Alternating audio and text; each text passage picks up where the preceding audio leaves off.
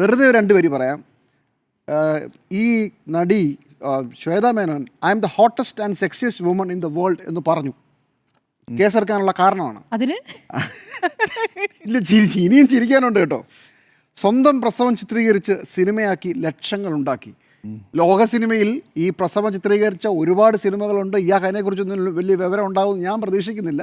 പക്ഷേ മഹത്തരമായ സിനിമ ചെയ്ത ബ്ലസ്സിയുടെ കളിമണ്ണ് എന്ന സിനിമയെക്കുറിച്ചാണ് ഈ മാന്യൻ ഈ പറഞ്ഞുകൊണ്ടിരിക്കുന്നത്. പിന്നെ രതി നിർവേദം, പാലേരി മാണിക്യം മുതലായ സിനിമകൾ വളരെ മോശം സിനിമയാണ്. പിന്നെ കാമസൂത്രയുടെ പരസ്യത്തിൽ ഒരു പുരുഷനോടൊപ്പം അഭിനയിച്ച് ഫോട്ടോകൾ ഇറക്കി സോഷ്യൽ മീഡിയയിൽ കാശുണ്ടാക്കി.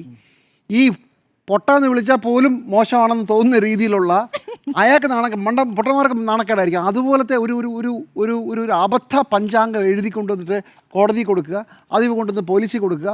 എന്നിട്ട് ഈ കേസ് തള്ളിപ്പോവും, അതിന് സംശയമൊന്നുമില്ല. അതിൻ്റെ നാണക്കേട് അയാൾക്കേ ഇരിക്കുകയുള്ളൂ. ഇതിൻ്റെ അണിയറിൽ നിന്ന് കളിച്ചവർക്ക് ഒരു പ്രശ്നവുമില്ല.